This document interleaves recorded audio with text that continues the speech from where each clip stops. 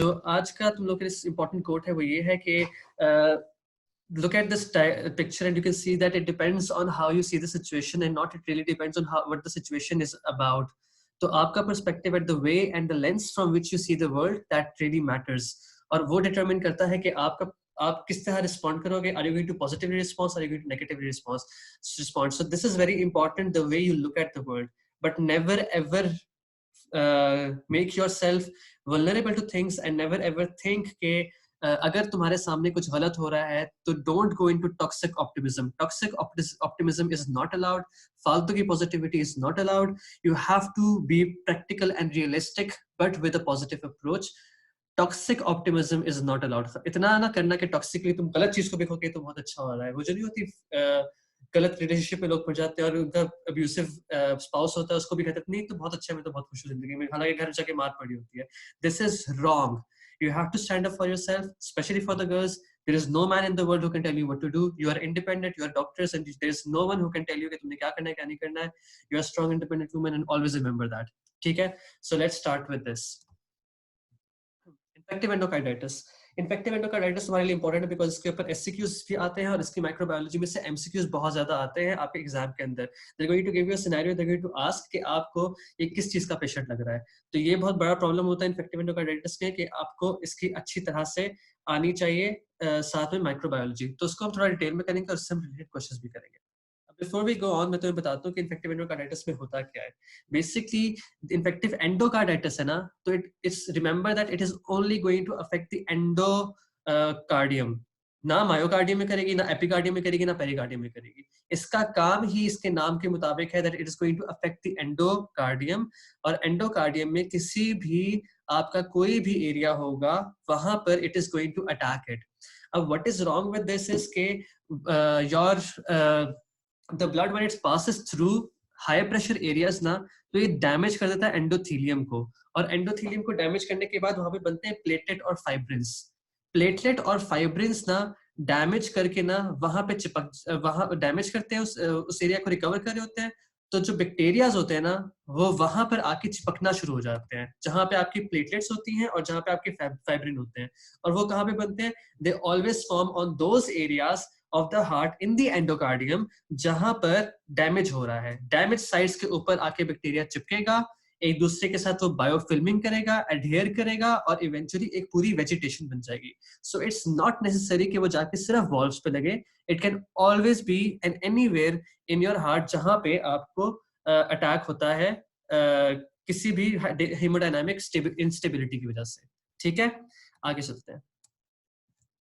अब यहाँ पे मैंने दिखाया था कि एओटिक वॉल्व में बन रहा है. देखो ये एओटिक वॉल्व में इसलिए बन रहा है, one of the reasons is कि यहाँ पे जमा इसलिए हो जाते हैं क्योंकि ये रिलेटिवली लो प्रेशर एरिया होता है. यहाँ पे इनके लिए इकट्ठा होना शुरू होता है, ऐसा आसान होता है. सो व्हेन जगह फॉर एग्जांपल यहाँ पे रिगर्जिटेशन हो रही है ना, तो इसकी ऐसी डायनामिक्स बनती है कि जो वॉल्व के ऑपोजिट वाले साइड्स होते हैं ना, यहाँ पर ये बहुत सारा लो प्रेशर एरिया होता है, तो the bacteria can cling to each other. वो बैक्टीरिया एक दूसरे का चिपक जाता है. वरना आमतौर पर हाई प्रेशर एरियाज क्या करते हैं, हाई प्रेशर एरियाज उन बैक्टीरियाज को उड़ा के ले जाते हैं. तो these areas are a predilection for your क्या कहते हैं septic emboli and septic vegetations because यहाँ पे इतना प्रेशर नहीं होता कि वो उसको उड़ा के लेके जा सके एम्बोलाई को साथ साथ. तो डैमेज्ड वॉल्व्स के अंदर they are very notorious in infecting them और वहां पे वेजिटेशन बनाने के लिए.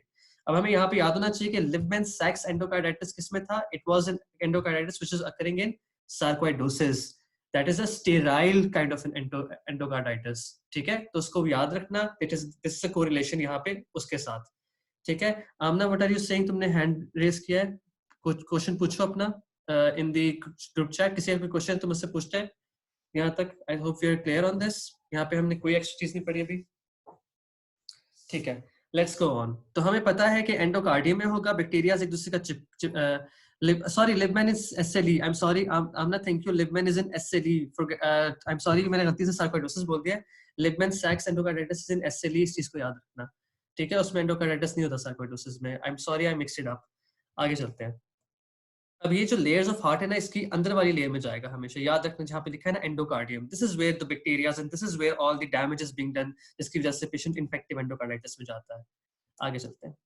अब यहाँ पे जो बताने वाली बात है ना, what I'm trying to say is कि जो आपके ventricles होते हैं ना खास तौर पे, these are basically your high pressure areas. ठीक है।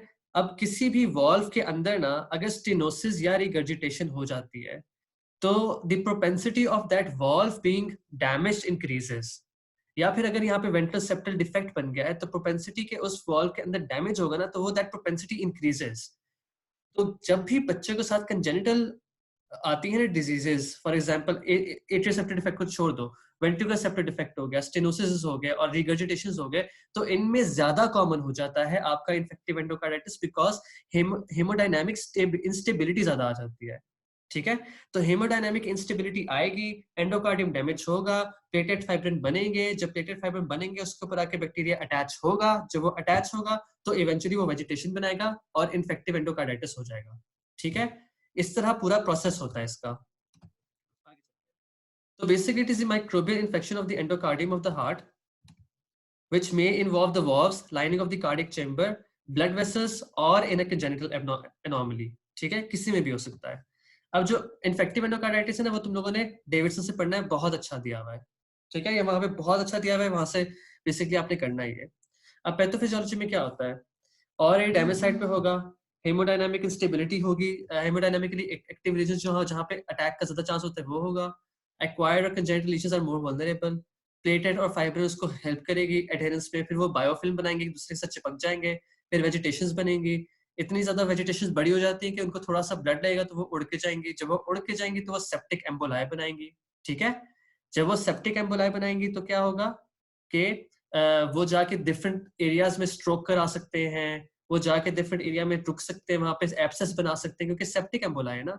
तो ये पूरा प्रोसेस है, जिस तरह ये एंडोकार्डाइटिस, इन्फेक्टिव एंडोकार्डाइटिस अपने सारे प्रॉब्लम्स और एसोसिएटेड इश्यूज कॉज करता है। ठीक है। अब प्रॉब्लम ये है कि तुम लोगों का ना एक्सपोजर नहीं है और तुम लोग घर बैठे हुए हो। ठीक है। तो for that purpose what I have done is कि मैं तुम लोगों को इतना एक्सपीरियंस दे दूंगा कि तुम लोगों को पता हो कि एंडोकार्डाइटिस के अंदर क्या क्या चीजें यूजुअली आती हैं। ठीक है। अब हम वो देखते हैं। पहले माइक्रोबायोलॉजी कर लेते हैं ना इसकी। अब याद रखना है कि अक्यूट एंडोकार्डाइटिस का most common cause staph aureus होता है। This is important, this is a question which comes in your prof.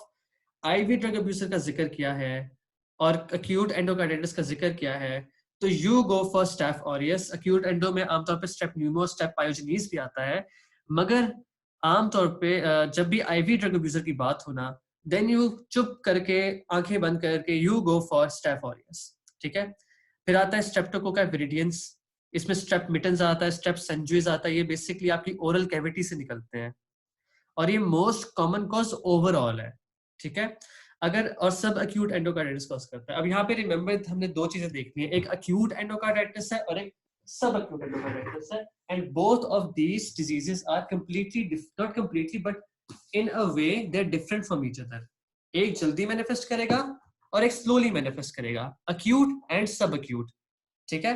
वेरिडल्स का हिस्सा याद रखो कि उसने हिस्ट्री दी होगी कि ओरल कैविटी गंदी थी, चूइंग ब्रशिंग की हिस्ट्री थी, डेंटल ट्रीटमेंट की हिस्ट्री थी, इस तरह की हिस्ट्री देगा। ओवरऑल ये मोस्ट कॉमन है, मगर वो जो क्वेश्चन देता है ना जब यूएचएस, तो उसमें हमेशा इसने दिया होगा कि ओरल कैविटी होगा, चूइंग ब्रशिंग, इस तरह की बातें की हुई होंगी। सही है। और साथ में कभी कभार ये भी करता है यूएचएस कि वो बच्चों में कहता है कि बच्चों में मोस्ट कॉमन क्या होगा, तो बच्चे तो आईवी ड्रग अब्यूजर्स नहीं होते ना, और ना ही बच्चों में ये होता है कि वो और कोई करे मस्ते, मतलब कि और कोई मस्ता हो। तो आमतौर पे स्ट्रेप्टोकोकस विरिडियंस होता है ना, वो बच्चों में ज्यादा कॉमन होता है क्योंकि वो टॉफियां शॉफियां खाते हैं, इस तरह की चीजें करते हैं और ब्रशिंग के इश्यूज होते हैं। तो बच्चों की मोस्ट कॉमन कॉज आमतौर पे स्ट्रेप्टोकोका विरिडियंस होती है एंडोकार्डाइटिस में। ठीक है। आगे चले। अगर हम यहाँ तक सबको समझ आ गई स्टेफ ऑरियस और स्ट्रेप्टोकोका विरिडियंस, कोई क्वेश्चन है तो मुझसे पूछते हैं। इफ यू अंडरस्टैंड से यस।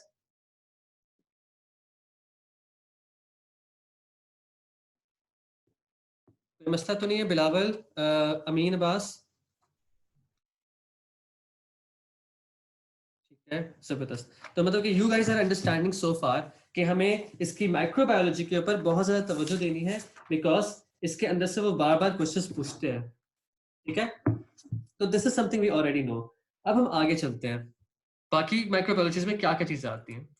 अब बाकी में अगर वो यूरिनरी ट्रैक और बाउल की हिस्ट्री थी कि उसको, फॉर एग्जांपल उसको एनास्टोमोसिस की हिस्ट्री थी, उसने एनास्टोमोस कराया था अपना एक क्या कहते हैं आंतों का पोर्शन, और वहां पे उसको अल्सर हो गया है, तो देन यू थिंक एंटेरोकोकस फेकालिस और एफ फेकियम होते हैं, ये आमतौर पे कॉमन होते हैं। अब स्ट्रेप बोविस जो है इसको अब गैलेक्टिकस भी कहता है, ये आपका जो गिलोलिटिकस कहता है इसको, डेविडसन में लिखा हुआ है इसका नाम। Strep bovis basically colon cancer और स्मोकिंग के साथ कोरिलेटेड होता है, ठीक है। तो अगर आपको यूरिनरी ट्रैक और बाउल की हिस्ट्री दी हुई ना, जो आमतौर पे यूजर्स क्वेश्चन नहीं पूछता, आमतौर पे स्ट्रेप विरिडियंस और स्ट्रेप ऑरियस से ही पूछता है, तो आपने एंटेरोकोकस की तरफ जाना है और ई फेकियम की तरफ जाना है। तो these are basically related to bowel और यूरिनरी ट्रैक। स्ट्रेप एपिडर्माइटिस ये भी बहुत इंपॉर्टेंट है बिकॉज ये प्रोस्थेटिक वॉल्व को करता है अटैक। जहां पे उसने कहा कि उसकी कार्डियक सर्जरी हुई थी पहले, then you go for the option strep epidermidis. Cardiac surgery का जिक्र है और लिखा हुआ है कि पोस्ट ऑपरेटिव वॉल्व लगाया था उसको, उसकी वॉल्व वेल्वुलर हार्ट डिजीज थी, प्रोस्थेटिक वॉल्व लगाया था, तो then you go for strep epidermidis, ठीक है। This is your option. और ये जो स्ट्रेप एपिडर्माइटिस होता है ना, स्किन का बहुत कॉमन कोमेंसल है और इस स्किन के ऊपर आमतौर पे पाया जाता है, ठीक है। और इसको हम साथ में ना कॉगुलेस नेगेटिव स्टेफिलोकोक्का भी कहते हैं, क्योंकि यूएचएस का एक क्वेश्चन था उसमें उसने ऑप्शंस में कॉगुलेस नेगेटिव स्टेफिलोकोक्का भी बोला था इससे। तो इसको ऐड कर लो कि स्ट्रेप एपिडर्माइटिस वर्व से रिलेटेड है, प्रोस्थेटिक वर्व से, और साथ में इसका दूसरा नाम जो है जो लिखता है यूएचएस, वो कॉगुलेस नेगेटिव स्टेफिलोकोक्का के तौर पे भी लिखता है, ठीक है। आगे चलते हैं। उसके अलावा तुम्हारे पास कौन से हैं? क्यू फीवर आता है। क्यू फीवर में आमतौर पे पेशेंट की हिस्ट्री मिलेगी तुम्हें, फार्म एनिमल्स के साथ कांटेक्ट की। एओर्टिक वॉल्व इसमें मोस्ट कॉमन होता है, इसमें आप लाइफ लॉन्ग एंटीबायोटिक देते हो पेशेंट को, ठीक है। अगर वो कहता है ना कि फार्म एनिमल्स की हिस्ट्री थी, कांटेक्ट विद फार्म एनिमल्स, और साथ में पेशेंट को फीवर था, तो तुम कॉक्सियला ब्रुनेटाई की तरफ जाना शुरू कर दोगे, ठीक है। तो इस तरह के डिफरेंट टाइप्स ऑफ वो होते हैं जो ये आपको क्वेश्चन के अंदर बताते हैं विनियाइट के अंदर कि किस किस के बारे में बात करें। फिर हिसेक ग्रुप होता है, हिमोफिलस, एग्रीगेटिविक्टर, कार्डियोबैक्टीरियम, एक्टिनेला, किंगनेला, ये तुम लोगों ने पढ़ा हुआ है, यू नो दिस कि ओरोफेरेंजियल होते हैं और ये स्लो ग्रोइंग होते हैं और ये सब एक्यूट कराते हैं, ठीक है। Remember this always, staff aureus is acute endocarditis in IV drug abusers, ये बात याद रखो। Staph epidermidis is subacute, या भी सब एक्यूट यूजुअली होता है, subacute in patients with prosthetic valves. And your strep viridans is brushing के साथ, चूइंग के साथ, दांतों के साथ बच्चों में, और it is the most common overall, ठीक है। तो इस तरह याद रखना है। ये तीन ज्यादा इंपॉर्टेंट है, बाकी सारे इतने इंपॉर्टेंट नहीं है। ब्रुसेला एंडोकार्डाइटिस हो सकता है, यीस्ट फंगाई के साथ होता है। ब्रुसेला की होगी तो वो गोट और कैटल के साथ उसको बेसिकली आपको हिस्ट्री देगा, दैट्स इट। ये ब्रुसेला और कॉक्सेला जो है ना, इन्फेक्शियस डिजीज में करेंगे तो ब्रुसेला का तुम्हें वहां पे थोड़ा आइडिया हो जाएगा कि how it is related to milk. और ये ब्रुसेला ना is one of the most important क्या कहते हैं माइक्रो ऑर्गेनिजम्स, इसमें से पास्ट फ्यूचर्स एमसीक्यूज बहुत आए हुए हैं, एमसीक्यूज और एससीक्यू भी आ जाता है इसमें से, ठीक है। आगे चलते हैं। अब रिलेटेड क्या है, यहाँ तक सबको क्लियर है? से यस, कोई क्वेश्चन है तो मुझसे पूछ लें।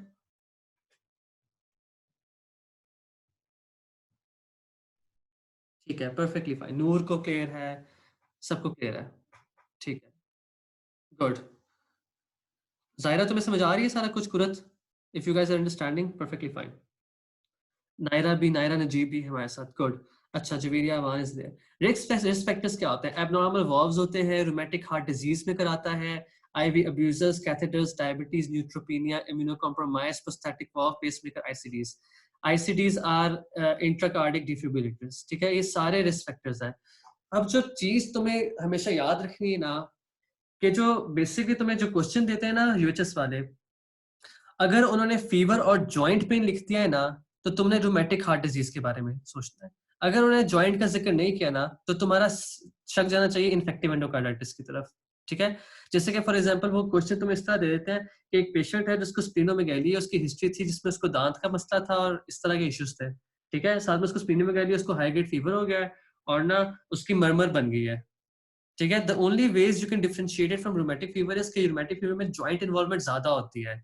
इन्फेक्टिव एंडोकार्डाइटिस में वो जॉइंट एब्नॉर्मल की इन्वॉल्वमेंट की बात नहीं करेगा, वो बोलेगा स्प्लीनोमेगाली थी इस पेशेंट को, hepatomegaly, splenomegaly, splinter haemorrhages, clubbing, ये these are the words which are important in case of infective endocarditis. ये हम डिस्कस करेंगे जब हम रूमेटिक हार्ट डिजीज पहले अगले चैप्टर जब हम कल करेंगे ना आरएचडी, तो आरएचडी के साथ ही हमने इसको डिस्कस करना है और हम इसको डिफरेंशिएट करेंगे वहां पर, ठीक है। आगे चलते हैं। अब मेजर साइट्स कौन सी इन्वॉल्व होती हैं? माइट्रल वॉल्व, खासतौर पे जब रूमेटिक हार्ट डिजीज की होती है ना आपकी हिस्ट्री, तो माइट्रल वॉल्व तो हमेशा इन्वॉल्व होता है इन्फेक्टिव एंडोकार्डाइटिस में। सेकंड मोस्ट कॉमन आपका एओर्टिक वॉल्व होता है, और आईवी ड्रग अब्यूजर्स के अंदर स्टाफ ऑरियस में ट्राइकस्पिड वॉल्व होता है. These are the major sites involved. इतना ज्यादा कोई पूछता नहीं है इनको, ठीक है, डोंट वरी अबाउट दिस. अब हम चलते हैं इसके टाइप्स ऑफ एंडोकार्डाइटिस के ऊपर. Types of endocarditis. अब दो टाइप्स ऑफ एंडोकार्डाइटिस है, ये याद रखना. एक कॉन्सेप्ट ये क्लियर करो इसी जगह पे कि एक नेटिव वॉल्व होता है और एक प्रोस्थेटिक वॉल्व होता है. नेटिव वॉल्व होता है जो आपका अपना वॉल्व है, और प्रोस्थेटिक वॉल्व होता है जो किसी और का वॉल्व है, ठीक है, उसको उसको प्रोस्थेटिक वॉल्व कहते हैं.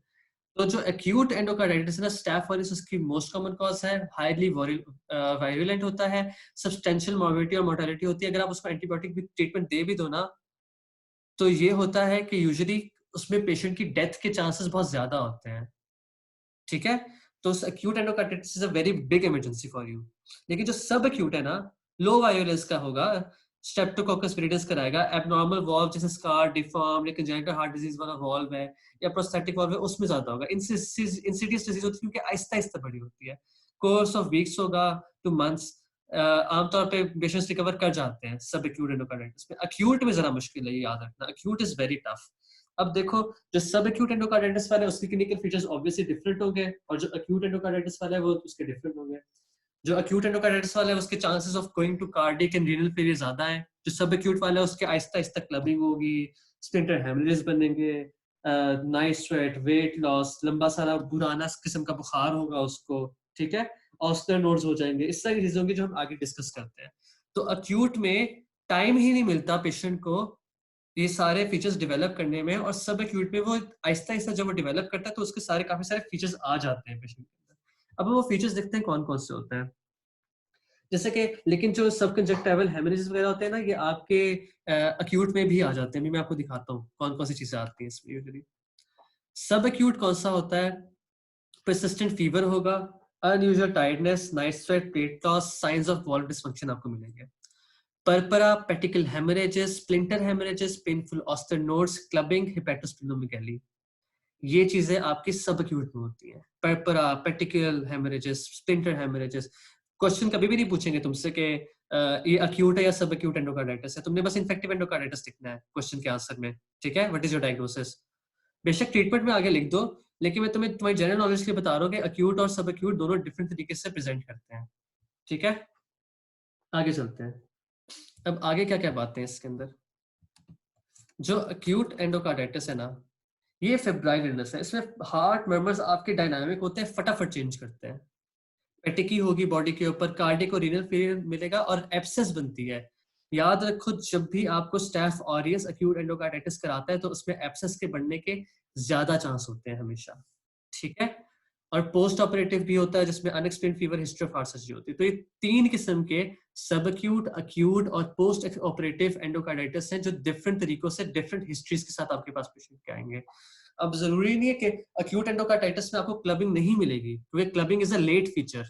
क्लबिंग आपको मिलेगी सब एक्यूट एंडोकार्डाइटिस वाले पेशेंट में, क्योंकि उसको ओवर द टाइम डेवलप हुआ है. और जो बाकी है ना, जैसे कि ऑस्टर नोड्स और ये सारी चीजें हैं, और स्प्लीन की पैल्पेबिलिटी, ये सारी चीजें आमतौर पे सब एक्यूट में मिलती हैं. खासतौर पे स्प्लीन तो आपकी कोक्सेला के साथ बहुत ज्यादा पैल्पेबल होता है, ठीक है. ये मैं सारा डेविडसन से पढ़ा रहा हूँ. This is how your petechial haemorrhage is going to look like.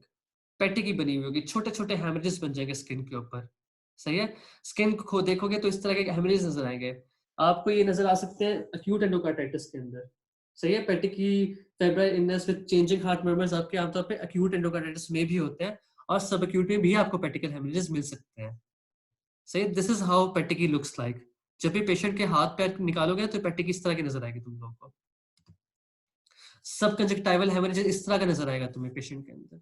सब कंजक्टाइवल हेमरेज कॉमन होता है आपका आमतौर पे सब एक्यूट के साथ, लेकिन एक्यूट में भी हो सकता है, नॉट नेसेसरीली, मगर सब एक्यूट में आमतौर पे कॉमनली इन्वॉल्व होता है, ठीक है. This is how it looks like. Splinter haemorrhages, इसमें क्या होता है कि जो सेप्टिक एम्बोलाइज होते हैं ना छोटे छोटे, ये जाके आपके नेल बेड के अंदर जाके ना फंस जाते हैं, और वहां पे ना ये एक्चुअली थ्रोम्बोसिस करा देते हैं. थ्रोम्बोसिस कराते हैं और फिर वहां पे actively different kind of mechanism act करते हैं, फिर वो थ्रोम्बस टूटता है तो वहां से हेमरेजिंग होना शुरू हो जाती है. तो इस तरह के ना ये छोटे छोटे सेप्टिक एम्बोला जो टूट टूट के उन वेजिटेशन के ऊपर से जा रहे हैं ना बेसिकली, वो लोग ये सारे कॉजेज कर रहे हैं, जो हेमरेजेस हैं, जो पेटिकी है और जो आपके सब कंजक्टाइवल हेमरेजेस हैं, ये सब कुछ इस छोटे छोटे सेप्टिक एम्बोलाइज करा रहे हैं। सही है, आगे चलते हैं। These are called Osler nodes. ठीक है, अब जो ऑस्टर नोड्स होते हैं टेंडर स्वेलिंग्स होती हैं, फिंगर टिप्स के ऊपर हो सकती हैं और ये आपके पाम के ऊपर मेटाकार्पल वाले एरियाज में भी हो सकती हैं और ये बेसिकली वेस्कुलाइटिस की वजह से होती हैं। पेशेंट के तुम हाथ देखोगे ना, तुम्हें इस तरह की नजर आएंगे।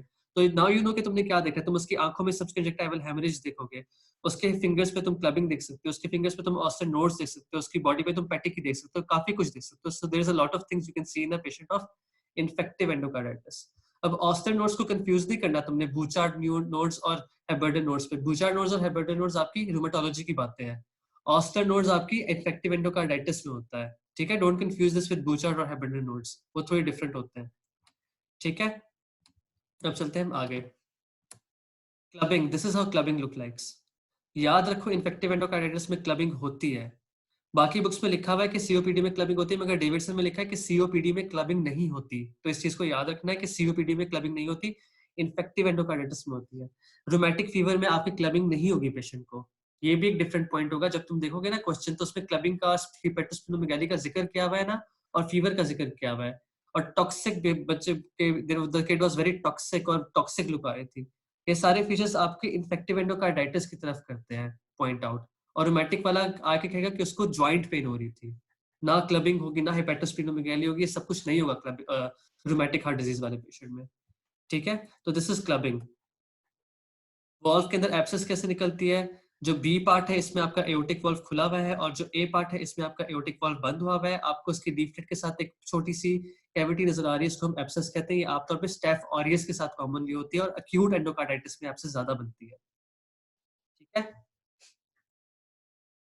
डॉट स्पॉट्स, हेमरेजेस हो जाते हैं आपकी आंखों के अंदर, रेटिना के अंदर। This is how they are going to look like. Haemorrhagic spots बने हुए होंगे हर तरफ आंखों में, और ना ये बहुत ज्यादा ना आपको बेसिकली बहुत इजीली नजर आ जाते हैं आपको when you go for ophthalmoscopy of the patient. बहुत इजी नजर आते हैं। तो जब भी इन बातों का जिक्र होना कि रॉट स्पॉट्स थे, सबकंजक्टिवल हेमरेज था, पेटिकी थी बॉडी के ऊपर, साथ में फीवर था पेशेंट को, क्लबिंग प्रेजेंट थी, ठीक है, एंड इकोक्राई तो एब्सेस मिल गई। These are the things which are going to basically point towards a patient of infective endocarditis. ठीक है, यहां तक सबको समझ आ रही है? कोई क्वेश्चन है तो मुझे बताएं। If you have any questions तो आस्क। अगर किसी ने कोई स्लाइड रिपीट करानी है, मैं जल्दी से फीचर्स फिर से दिखा रहा हूँ, इनको एक बार देख लें। रॉड स्पॉट्स आर रेटिना के ऊपर हेमरेजेस।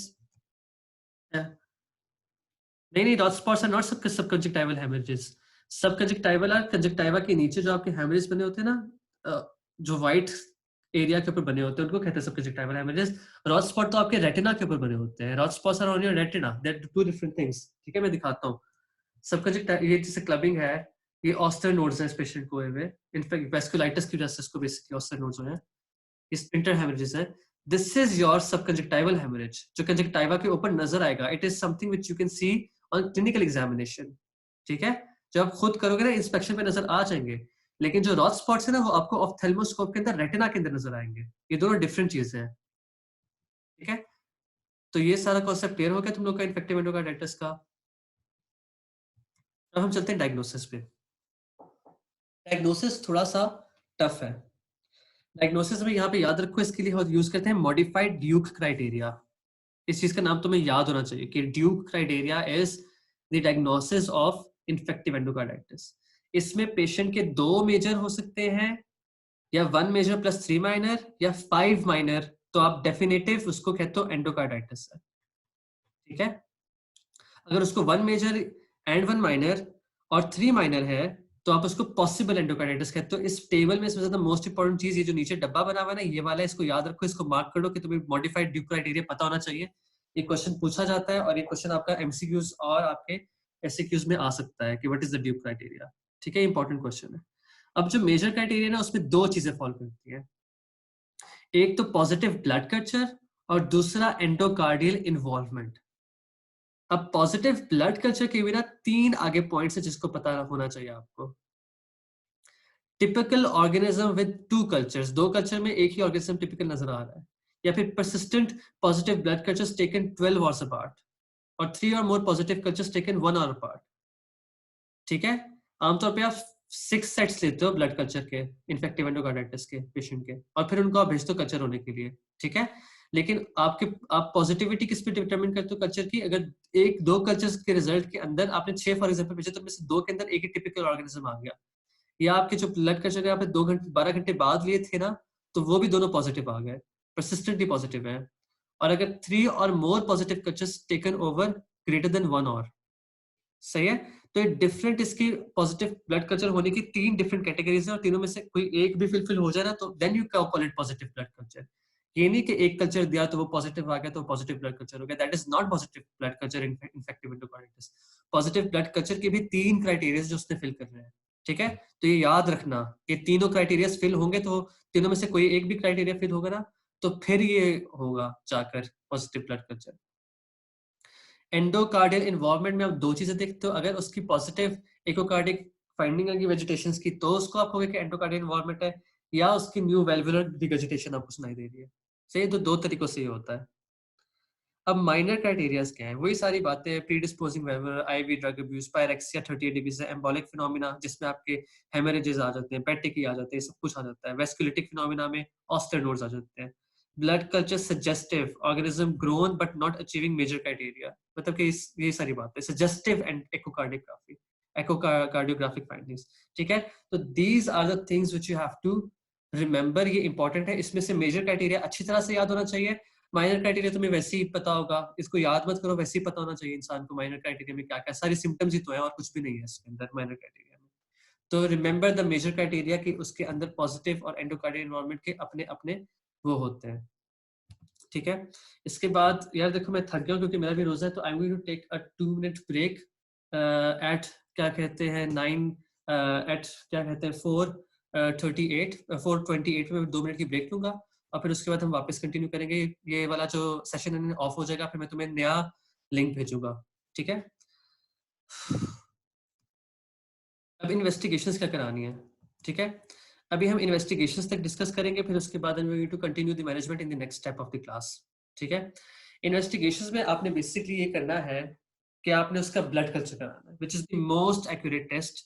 कभी भी कोई क्वेश्चन पूछे ना कि what is the most accurate test of infective endocarditis, तो उसमें आपने लिखना है कि blood culture is the most accurate test, ठीक है। 3 से 6 सेट लेने हैं बिफोर स्टार्टिंग द ट्रीटमेंट, और ग्रेटर देन 6 आवर्स का इंटरवल होना चाहिए पेरिफेरी के अंदर। अगर आप एक ही जगह से ले रहे हो ना उसके सैंपल को, तो उस जगह को 6 घंटे तक वहां से नहीं लेना, क्योंकि वहां पे कोमेंसेस आ सकते हैं और वो आपके कल्चर को खराब कर सकते हैं। खासतौर पे स्ट्रेप एपिडर्मेटाइटिस तो फटाफट आपके कल्चर को खराब करेगा। तो 6 आवर्स अपार्ट आपने लेना है अगर आप एक ही साइड पर पेरिफेरी से ले रहे हो, ठीक है। 3 से 6 आपने सेट लेने हैं। पॉजिटिव ब्लड कल्चर की क्या क्या हमारे पास थी क्राइटेरियाज के?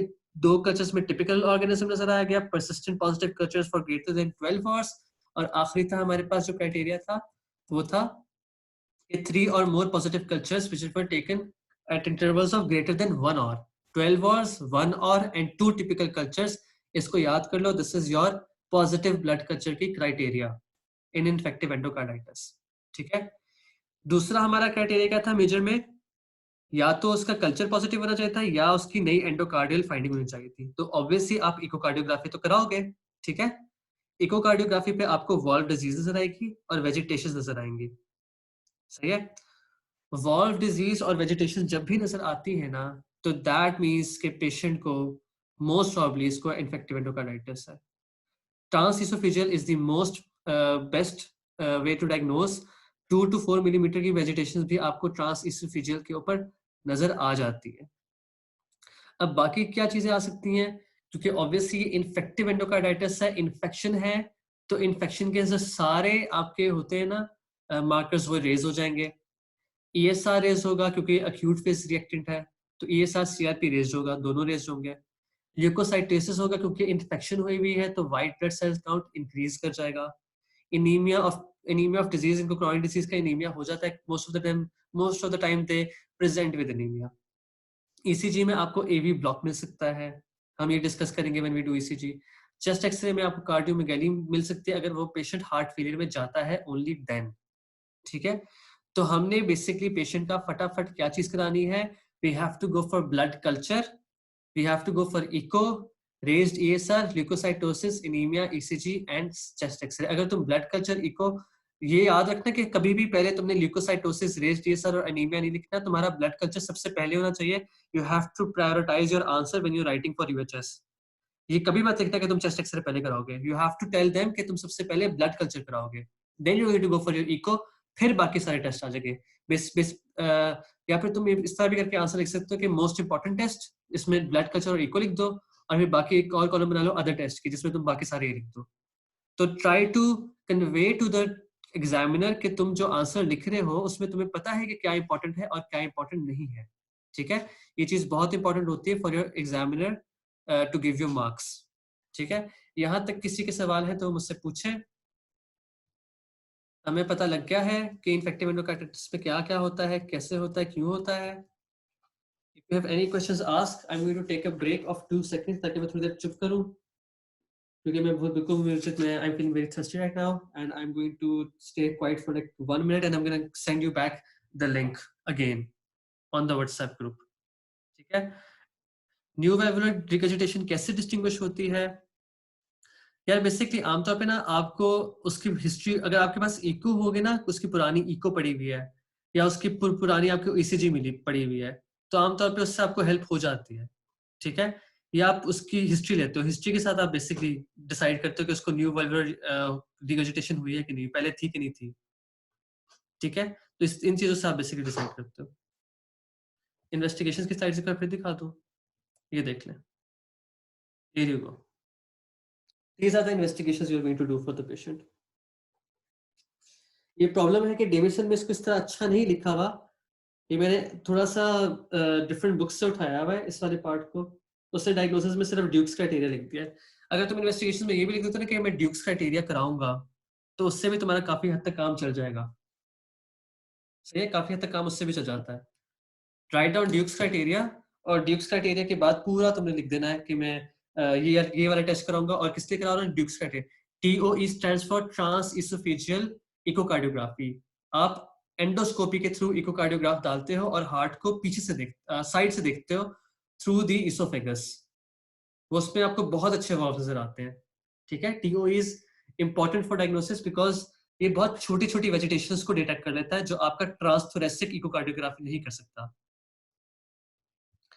मैं माहिर अयूब तुम्हारा इस बात का क्वेश्चन का आंसर देता हूँ कि 3 to 6 पॉजिटिव कल्चर्स का किस केस में वेट करना है और किस केस में वेट नहीं करना, वो हम मैनेजमेंट में तुम्हें बताऊंगा कि आपने एम्पेरिकल थेरेपी कब स्टार्ट करनी है और कब नहीं करनी, वो एक इंपॉर्टेंट चीज है, और वो हम डिस्कस करेंगे when we discuss the management. I am going to close this off and I am going to send a link again in the group, और आपने फटाफट आ जाना है।